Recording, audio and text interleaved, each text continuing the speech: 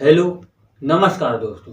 आज हम फिर से यूपीएससी आईएएस प्री में प्राचीन भारत से पूछे गए क्वेश्चनों को देखेंगे और उनसे आइडिया लेंगे कि किस तरीके के क्वेश्चन बनाता है यूपीएससी। आइए पढ़ते हैं क्वेश्चनों को और हल करते हैं। इसके बाद हमें उनसे नॉलेज प्राप्त होगा कि किस टाइप के यूपीएससी क्वेश्चन पूछता है और आगे किस तरीके के क्वेश्चन बनाएगा वो। इन्हीं क्वेश्चनों से हमें आइडिया लगेगा। देखिए, ये क्वेश्चन 2016 और 17 में पूछे गए क्वेश्चन हैं। आइए देखते हैं उन क्वेश्चनों को और हल करने की कोशिश करते हैं। देखिए, क्वेश्चन कह रहा है, भारत के इतिहास के संदर्भ में निम्नलिखित युग्मों पर विचार कीजिए। शब्द दिए हैं और विवरण दिया है, यानी इस पार शब्द हैं और इस तरफ विवरण उनका है कि ये इससे संबंधित है। और ये कह रहा है उपरोक्त में से कौन सा से युग्म सही सुमेलित है।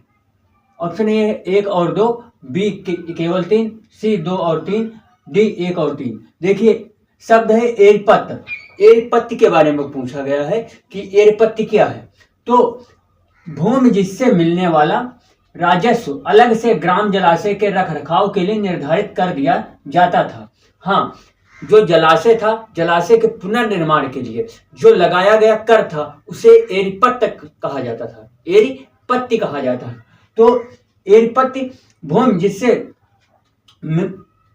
जिससे मिलने वाला राजस्व अलग से ग्राम जलाशय के रखरखाव के लिए निर्धारित कर दिया जाता था, यानी जो कर दिया जाता था जल के रखाव के लिए, यानी जल के पुनर्निर्माण के लिए, उस कर को एरिपत्य कहा जाता था।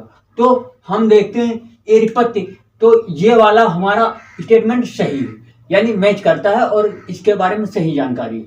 फिर तनयूर एक अकेले ब्राह्मण अथवा एक ब्राह्मण समूह को दान में दिए गए ग्राम तनयूर का मतलब है। नहीं, तनयूर जो है, तो तनयूर चोल काल में जो ब्रह्मदेव मंदिर और ब्राह्मणों को से संबंधित है, न मंदिरों से। ब्रह्मदेव मंदिर और मंदिरों से संबंधित है, ना कि एक अकेले ब्राह्मण और एक ब्राह्मण समूह को दान में दिए गए ग्राम से। ये तनयूर इसके लिए नहीं है, ये इसके लिए नहीं है। ठीक, ये ब्रह्मदेव मंदिर और प्रमुख मंदिरों के लिए तनयूर का शब्द दिया गया है। फिर घटिका क्या है? घटिका प्रायः मंदिरों के साथ संबद्ध विद्यालय। देखिए, जो पल्लवकालीन थे, पल्लवकालीन शासक, वो प्रायः मंदिरों के साथ जो संबंध विद्यालय थे उनसे संबंधित एक घटिका था। तो ये हमारा सही है। ठीक, तो हम देखते क्या है, 1 और 3, दूसरा तो गलत है, सही पूछा गया है कि सही कौन से सुमेलित है, तो दूसरा हमारा सही सुमेलित नहीं है। बाकी एरिपत्य और घटिका दोनों सुमेलित हैं। ठीक, एरिपत्य और घटिका दोनों हमारे सुमेलित हैं, तो इसलिए हमारा आंसर 1 और 3 हो जाएगा, इसलिए ऑप्शन हमारा डी हो जाएगा। घटिका ये पल्लवकालीन मंदिरों के, जब पल्लवकालीन हुआ, पल्लव काल के दौरान मंदिरों के साथ संबंध विद्यालय स्थापित हुआ। और ये पर एरिपत्य, ये भूमि मिलने में जैसे जलाशयों का पुनर्निर्माण किया जाता था उसके लिए ये दिया गया है। फिर दूसरा क्वेश्चन क्या कह रहा है, मध्यकालीन भारत के आर्थिक इतिहास के संदर्भ में अर्घट्टा किसे निरूपित करता है। देखिए, ये 600 ईस्वी से 1200 ईस्वी के मध्य अर्घट्टा शब्द का प्रयोग किया गया। और यह किसके लिए प्रयोग किया गया, तो ए ऑप्शन है बंधुआ मजदूर, बी है सैन्य अधिकारियों को दिए गए भूमि अनुदान, सी कह रहा भूमि की सिंचाई के लिए प्रयुक्त जल चक्र, और डी कह रहा है कृषि भूमि में बदली गई बंजर भूमि। देखिए, मध्यकालीन भारत के इतिहास में, ठीक, ये जो अर्घट्टा शब्द है यह 600 ईस्वी से 1200 ईस्वी के मध्य में शब्द प्रचलित हुआ। और यह शब्द जो था वो सिंचाई के लिए प्रयुक्त हुआ। भूमि की सिंचाई के लिए प्रयुक्त जल चक्र के बारे में अर्घट्टा शब्द का प्रयोग किया गया। तो यह हमारा ऑप्शन सी आंसर हो जाएगा, भूमि की सिंचाई के लिए प्रयुक्त जल चक्र। भूमि की सिंचाई के लिए, सिंचाई के लिए अर्घट्टा शब्द, अर्घट्टा, अर्घट्टा शब्द। ठीक, अब तीसरा क्वेश्चन क्या कह रहा, बोधिसत्व पदम पाणि का चित्र सर्वाधिक प्रसिद्ध और प्रायः चित्रित चित्रकारी है जो किसमें है, किस गुफा में इसकी चित्रकारी है बोधिसत्व पदम पाणि की। पदम पाणि यानी बोधिसत्व जो थे बुद्ध से संबंधित थे, और यह बोधिसत्व पदम पाणि का चित्र सर्वाधिक प्रसिद्ध और प्रायः चित्रित चित्रकारी है जो ए है अजंता में है, बी बादामी में है, सी बाघ में है, या डी एलोरा में है। तो हम देखते हैं बोधिसत्व पदम पाणि का चित्र जो सर्वाधिक प्रसिद्ध है वह कहाँ पर चित्रित चित्रकारी है, तो यह अजंता में हम देखते हैं जो महाराष्ट्र में पड़ता है। कहाँ पे, अजंता में, अजंता में हम देखते हैं, और वहीं पे हम देखते हैं कि यह जो पदम पाणि बोधिसत्व का चित्र प्रसिद्ध है और यह चित्रकारी अजंता में हमें देखने को मिली है। ठीक, फिर चौथा क्वेश्चन बहुत ही बढ़िया पूछा गया, ऋग्वैदिक कालीन आर्यों और सिंधु घाटी के लोगों की संस्कृत के बीच अंतर के संबंध में निम्नलिखित कथनों में से कौन सा से सही है या है। देखिए ये क्वेश्चन पूछा गया, ऋग्वैदिक आर्यों, ऋग्वेद कालीन जो आर्य थे और सिंधु घाटी सभ्यता के लोगों के मध्य अंतर के बारे में पूछा गया है कि उनमें आर्यों में, ऋग्वैदिक कालीन आर्यों में और जो ये ऋग्वेद सिंधु सभ्यता के लोग हैं इनमें क्या अंतर देखने को मिला।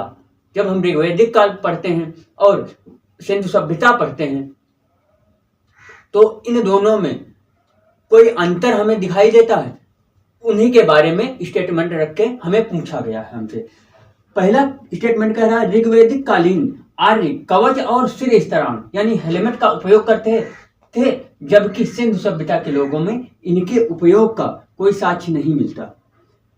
पहला स्टेटमेंट कह रहा है कि ऋग्वेद कालीन आर्य कवच और सिर स्तराण यानी हेलमेट का उपयोग करते थे, जबकि सिंधु सभ्यता के लोगों में इनके उपयोग का कोई साक्ष्य नहीं मिलता। देखिए जब हम ऋग्वेद कालीन पढ़ते हैं तो ये जो आर्य लोग थे तो ये युद्ध प्रिय थे, ये युद्धों को बहुत ही महत्व देते थे, ये युद्ध करने में निपुण थे। ठीक, तो ये युद्ध प्रिय थे, तो ये आर्य कवच और सिर स्तराण दोनों का प्रयोग करते थे, जबकि हम सिंधु सभ्यता जब पढ़ते हैं तो उसमें कहीं पर भी हमें सिर स्तराण यानी हेलमेट का और सुरक्षा कवच का प्रयोग नहीं देखने को मिलता। हालांकि हमें तीर धनुष बाण सबको देखने को मिलता है, लेकिन ऐसा नहीं देखने को मिलता कि ये सिर स्तराण पहने हो या हेलमेट यानी कि, और ना कि हमें देखने को मिलता है कि ये अपना सुरक्षा कवच बना, शरीर के लिए कवच बनाते थे। ये हम कहीं नहीं देखते हैं सिंधु सभ्यता में। और जो सिंधु सभ्यता के लोग थे कहा जाता है कि ये शांति प्रिय थे, लेकिन ये जो थे हर ऋग्वैदिक कालीन आर्य जो थे तो ये जो आर्य थे वह युद्ध प्रिय थे, इसलिए हम यह स्टेटमेंट सही पूछा गया है, यह स्टेटमेंट सही है। ऋग्वेद कालीन आर्य कवच सुरक्षा सिर स्तराण हेलमेट का उपयोग करते थे, जबकि सिंधु सभ्यता के लोगों में इनके उपयोग का कोई साक्ष्य नहीं मिलता है, सही बात है। दूसरा क्या कह रहा है, ऋग्वेद कालीन आर्यों को स्वर्ण चांदी और ताम्र का ज्ञान था, जबकि सिंधु के लोगों को केवल ताम्र एवं लोह का ज्ञान था। देखिए दूसरा क्वेश्चन कह रहा है कि ऋग्वैदिक जो कालीन आर्य थे उनको सोने चांदी और तांबे का ज्ञान था, जबकि सिंधु सभ्यता के लोगों को तांबे और लोहे का ज्ञान था।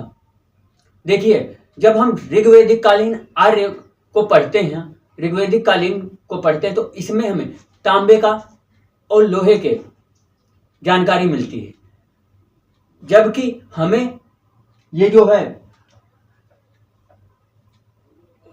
सोने और चांदी की, स्वर्ण और चांदी की साक्ष्य नहीं मिलते ऋग्वैदिक कालीन आर्य को जब पढ़ते हैं हम, तो इसलिए यह स्टेटमेंट यहां पर ही गलत हो जाता है। और फिर देखिए जबकि सिंधु के लोगों को केवल ताम्र एवं लोह का ज्ञान था, देखिए, सिंधु के लोगों को केवल ताम्र का ज्ञान था, लोहे का ज्ञान नहीं था। यहाँ भी स्टेटमेंट ये गलत हो जाता है। सिंधु सभ्यता के लोगों को ताम्र का ज्ञान था, लोहे का ज्ञान नहीं था।